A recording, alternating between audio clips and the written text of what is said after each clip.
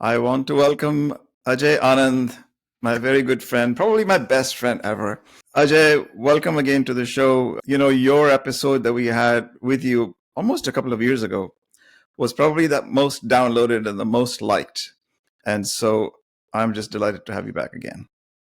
Thank you very much. I am quite honored that my podcast, humble podcast, was liked the most. Well, I'm here and quite looking forward to doing another one with you. Well, your humility and your genuineness, etc., just comes through. It's funny, you are who you are, and I think it's not, people don't miss that. So again, what I've been the slight change in the focus from my perspective is that the podcast, which is still the same, Bold Conscious Connections. The idea is that a lot more of the people that are listening or watching tend to be people who are corporate executives who want to be entrepreneurs because they feel there's more to life than simply being in a job forever. So they might have spent 20 plus years and now they're looking to move and they just don't know how to do it. So that's what I'm helping them do. But so when I bring people like you, it's just inspiring for them to hear what's possible, what the challenges are. So the essence is the same. I just trying to tell you that the audience may be a little bit different than the last time. So of course, you're the CEO, founder, successful veteran of this company called Phase 3. It's gone through its ups and downs. It's listed in India. So it's a company that manufactures and supplies home textiles and automobile fabrics to major big box stores, US and everywhere else. But more important right now, what I would like to ask you, Ajay, is not what you do, but who you are. Who am I? I'm definitely a person who is seeking dharma. Dharma means the eternal truth, Hmm. righteous. I am that person. In all my endeavors that I do, because I have seen it ever since I started my business. I started small, never knew how big it would be, when will it be. But I kept very pursuing the fact that I was going to do what I was going to do. Hmm. And I did it to the best of my ability. And as I did what I did well, it led to the next good thing to happen. Hmm. So it doesn't matter how big or small it is. I would say I'm a person who's very, very, very persistent on what I decide to do, and then I take it to the final goal. This actually puts me in perspective as my biggest test came when we in 2009 when the Lehman Brothers crisis took place, and there were the liabilities of all my overseas operations in Germany, Hungary, England. All those liabilities came onto the Indian company. So there were two paths. The one was the righteous path, was to fight back and do the Hmm. right thing, and the other was to let it slip and just take out money and walk away.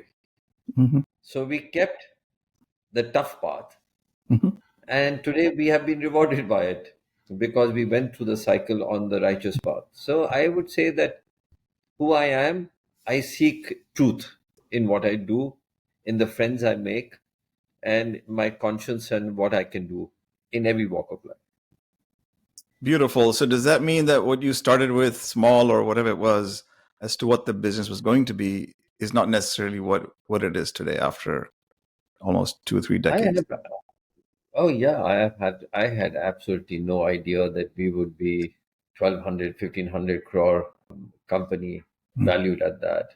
Mm-hmm. And we can only see it go up from here. Hmm. And 10 years ago, it was in the doomsday. It was not meant to be where it is supposed to be today. So the idea is to be good at what you do, persistent at what you do, and do the right thing. Hmm.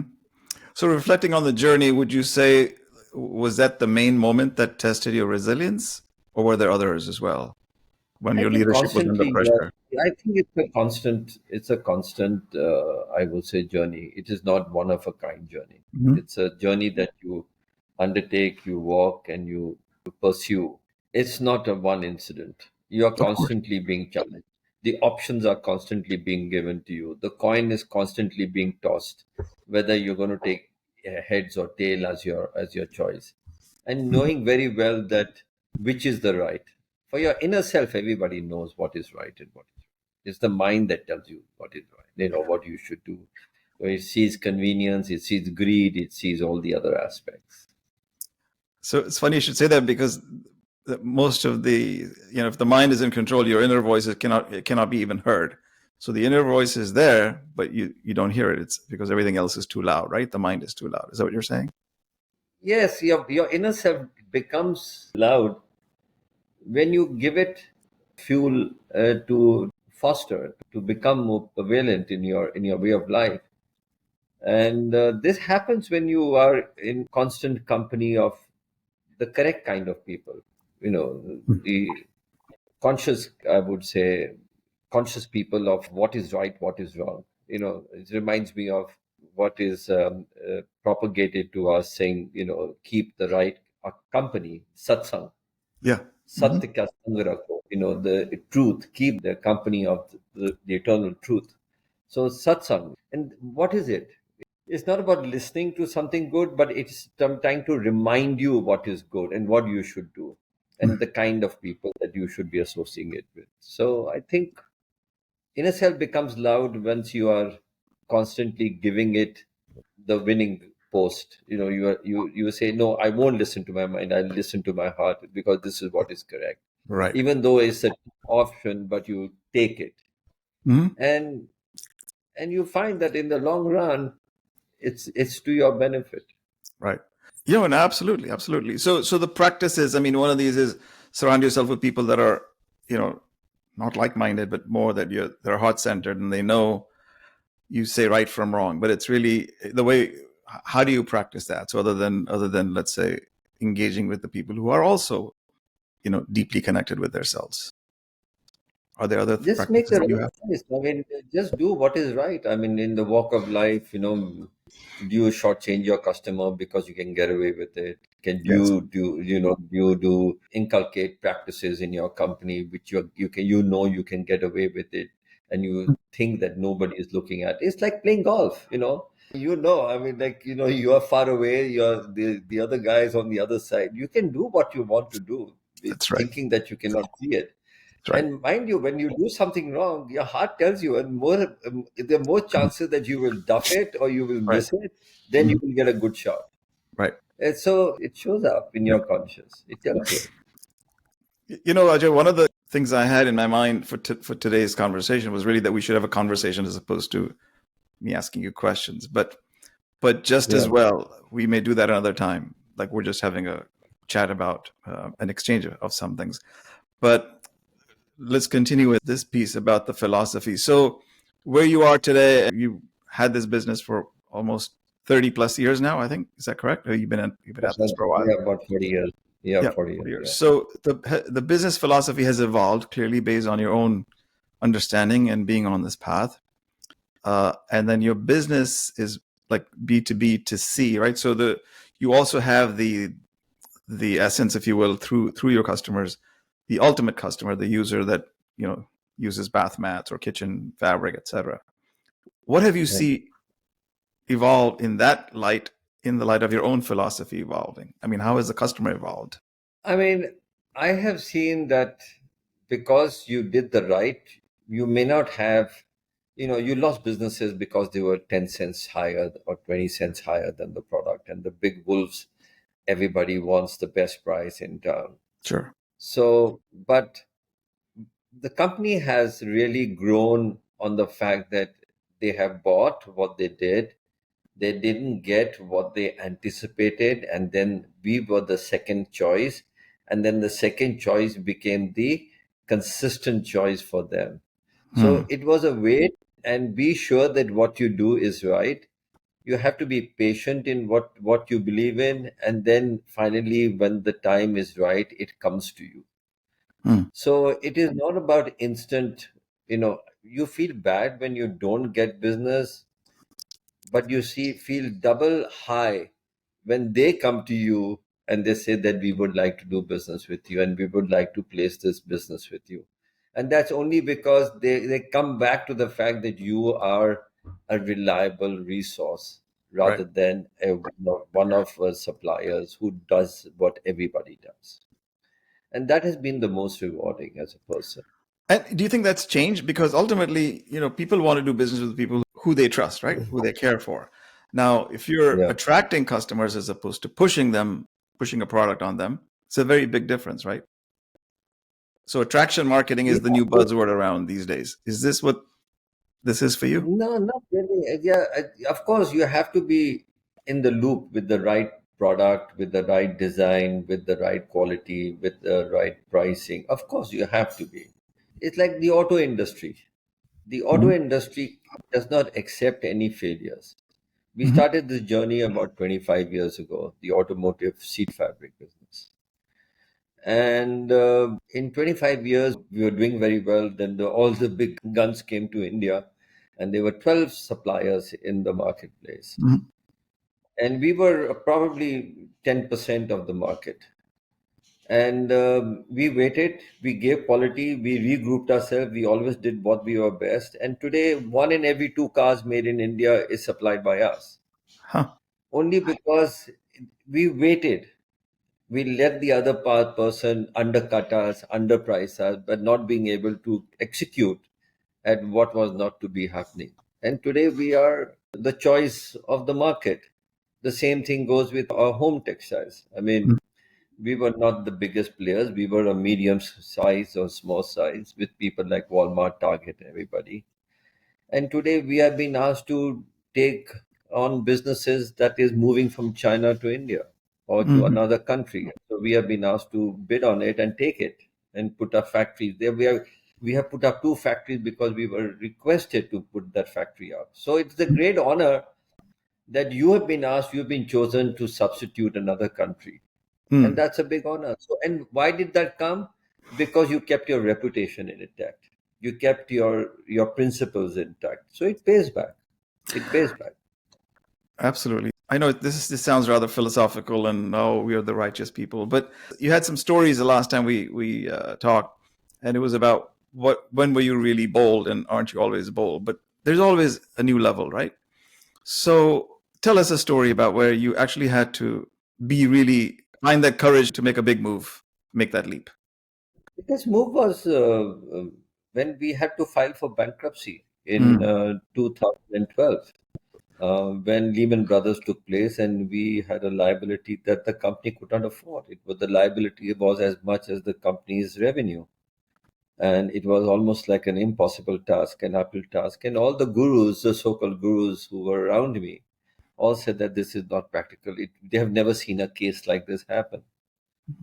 But we said, but we have not done anything wrong. It's the circumstances. And the company in India was still a good company. It was a profitable company, and it should not be just because we gave a guarantee that we should go under. Yeah. So we kept on it. We kept persistent on it. We kept taking all the abusive threats from the banks and etc. But we cajoled them. We gave them all the money. We sold off assets. We did everything that you can think of till in 2016 when we paid back everybody. We paid Mm. back our debt, all the debtors that we had around us.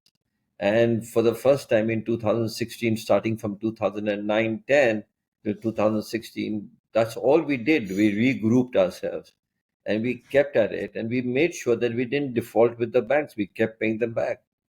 And that day, 2016 and 2023, where our company was, it was 6 rupees a share. Today it's quoted at 450 rupees a share. Mm. So that is not on paper, that was an impossible task. What I'm asking is, how did you muster that courage to stay focused and because you Because had your team? the inner calling that you hang in there, don't give up. Okay. Don't give up. Don't give up because you have not done something right. You have the means to do it. Your businesses are good.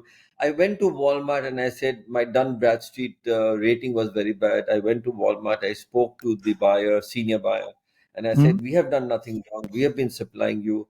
And they cannot place an order with you without the Dun and Bradstreet rating, which has to be on the positive, on the Mhm. business Yeah, side. yeah, yeah. They made exceptions for us. They never do it. They made exceptions for us.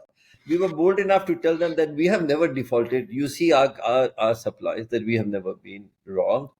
And they accepted you at face value. It was Mm. it was a miraculous Right. happening for them. company. And here we are.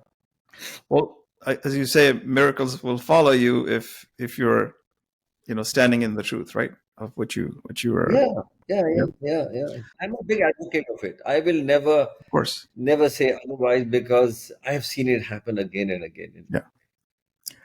Well, I know that personally, and how you Yeah. support people like me. I appreciate that. So people who are still watching or listening to this, Ajay, for those high level executives who are considering entrepreneurship because they've kind of come to this, they're unfulfilled, sitting on this hamster wheel, like there's more to life. I'm going to go jump. But listening to this, they might be like scared to death. Like, how will I make this decision? So, what should be the top three things, or maybe one or two things that they should evaluate before making that decision to make the transition out? The key was that do we have the business to support it? That was one thing. And then that's what we evaluated. And we saw on paper that we had the business to support it. So Mm-hmm. that was point number one, that there was no No, way I'm that. talking about people who are listening, who are considering leaving their position after 20 years of work. Listening to you might say, I'm scared now. I really want to make the decision to move. I've made the decision. I just don't know what to do and how to do it. But I'm listening to this entrepreneur who's scaring me. No, I mean, you can't just jump into a wilderness in darkness, not knowing, at least there should be a path where you walk on. You just can't jump into a jungle and with no path and say, I'm going to find a path, I'm going to carve a path. No, Uh-huh. that's not there. Okay. Yeah, you have to have some direction. I mean, you have to have a compass in you with you to know whether you're heading east, west, north, south. I mean, Uh-huh. you just can't go in wilderness. Mm-hmm. And it's like the journey in my journey. When we started in textiles, we started very small.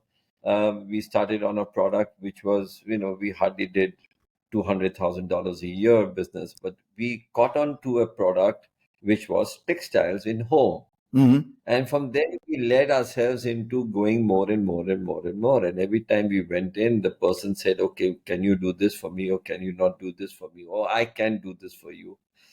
And you venture out. So there has to be some lead of a path that you walk on. I mean, you just can't jump into nowhere in the Yeah, yeah, desert yeah. and say, okay, I'm walking. So that's the first criterion. First Mm-hmm. criterion. And secondly, make sure that you are able to honor what you commit. Mm-hmm. And honor it doesn't mean how big or small it is, but you must honor what you say. Right. Even if it means no money for you initially, but that's the testing time, but make sure you honor what you commit. Mm. That has been, I would say, the number one, I would say, success, that no matter, even though we had losses when we had committed something, we honored it. Mm. That, even in today's time where there is so much of cutthroat attitude or atmosphere in businesses, Of but course. once you honor, people come back to you. Right. People want truthful people want to believe you Mm-hmm. as much as possible, and that is very important, that you honor what you say. Right. So beyond the financial aspects, Ajay, what personal and professional considerations should be top of mind for them who are looking to say, okay, I have an idea, I'm going to pursue it, or they figured all that out. What personal and professional considerations should they think about? Because it's not just all about the money. Yeah, I mean, are you doing it out of desperation, or are you really believing in what you want to do? I mean, that's very important. If you're doing it out of desperation, then know that it is being out of desperation. Mm-hmm. You know that this is not. I mean, I drove a taxi in New York for a year and a half because I had to make a living, but I knew that that was my desperate move, because I had to make sure that I could, feed myself and clothe myself and have a home over my head, Right. roof over my head. So but that was not the path I was going to follow, but I had to have a means to follow. And Right. in that scope of time, this opportunity for textiles came in. So what were you doing? You were not borrowing money and then, shafting people or trying to pull a fast one on people. You were really making an honest life. Mm-hmm. It pays you back. It pays you Mm-hmm. back. Your attitude pays you back. Beautiful, man. Well, I could just listen and talk to you all day, and I have a few rapid fire questions for you. I hope you're open for that. Yeah, But sure. before I get to that, the balancing the inherent risks of business, leaving a secure job, and now the world is even more uncertain, from the point of view of a lot of people. But yet they understand, they've tasted the, working from home, the hybrid, the remote model. Everybody thinks that entrepreneurship is the way to go. They can provide their gifts to the world, which is all fine. But how do you navigate this balance? And what, apart from the things you just talked about, what would give them that confidence that, yes, I should really consider this. I have something to give to this world. Only about 3% of the people are business people in the world. 3%, 5%, whatever the thing is, could be a percent up and down. The rest all are part of the rest all contribute to make that happen, that business happen. So really, it's not a bad thing to not to be a businessman and have a good job. I mean, it's not a bad thing at all. No, not at all. If you excel in what you do and you're good at what you do, you are as precious as a person who's running a business. So I don't think that should be the motivation for a person to say that, I want to be successful, I should kick up my job and take up a business career. It's not so. There are more failures I'm than speaking about people who already have that. They know they have a desire, and they've got the stable income, etc. But they're not satisfied with that. So the idea is they want to make that jump. They have decided to make that jump because they think they have something more to give. But there is always that little, you're not used to it, right? 3% of the world is entrepreneurs, and the rest work for them. And everybody is necessary in a cog in the wheel, and not necessarily, it's not inferior. It's just a question of where your desire outweighs what you're going through. I mean, it's a very difficult proposition because you can dabble with something that you want to do and test grounds. But definitely you should have your feet on the ground at all times. I mean, you shouldn't, start to think that you can fly because you have stepped out and good about it. I think that you have to be very cautious. It's a tough path. It's a tough path, and luck plays a very important part. As far as I'm concerned, I think luck is a very important part. That the right things happen at the right time for you, and maybe all the the pieces and the puzzle have to fall in place at the right time. So yeah, it's worth trying. I mean, without trying, you'll never know. But you can try 10% of what you have and see if it works for you. But if you put in your 100%, 100 out of 100 in it, then I don't think that is a wise decision because there are as much chances of failing as success. I don't think that's a decision that would be wise, especially if you have a family. Hey, listen, I've known you for almost 25 years, and 20 of my years have been being in business. So I'm on my 6th startup. The question is, why the hell don't I shut up and go back to doing something more normal? But I don't. So there is something in me that just keeps me going. So that fire is important, I guess, is what you're saying. But yeah, don't put all the eggs in that one basket. So yeah, I mean, definitely, I would advocate that. Definitely, yeah. Tread softly. Yeah, tread softly. Yeah. Then that's not bold, or that's bold. You're saying it's a soft bold. It's a bold because you are trying. You're at least going towards that path, but. Bold doesn't mean you have to be unsensible. You have to. Doesn't mean. I mean, like I'm bold. I know I'm a very fit guy, so I'll jump out of my 9th floor of my building. I mean, hello. It's a word that is misused. Bold That's doesn't right. mean that. You have to be sensible about it. Awesome. So I'm going to do a rapid fire here quickly. So just one word, 2 words, whatever you think comes to mind. Okay. An entrepreneur you admire. An entrepreneur, I would say a person or a company. A I would person, say an individual leader, entrepreneur that inspires you. It's difficult. Okay. For me to name it. We can come back to it. Yeah. An unconventional source of wisdom. Unconventional source of wisdom. Unconventional, the scriptures, the Hindu scriptures. But nobody reads them, I guess, huh? But there are excerpts, there are paragraphs, there are writings, there are enough talks about it. Yeah, I know you and I share that. It's just, okay, that's great. One piece of advice you'd give your younger self, younger Ajay. My younger Ajay would be make sure you read the paragraph at least a dozen times. Don't be in a rush. Your mantra for dealing with uncertainty. First thought that comes to mind when you're facing an unexpected challenge. Same thing. Keep quiet and contemplate. Hmm. Don't react. A habit that contributes to your success. I'm a keen listener and a quick learner. Awesome. An idea worth spreading. You must learn to share. Let's not to share. What are you thinking there? Anything, whether it's your knowledge, whether it's your wealth, whether it's your ability to do what you can do to help others, you must do that. Beautiful. Beautiful. A book that has changed your perspective. There are two books. One was the Bhagavad Gita and one is the Gospel of Ramakrishna Parvans. Yes, I'm familiar with both of them. This is an interesting question. The most underrated skill in leadership. The most underrated skill. A kind leader, a soft leader. Love it. Okay, the first thing to do after deciding to becoming an entrepreneur.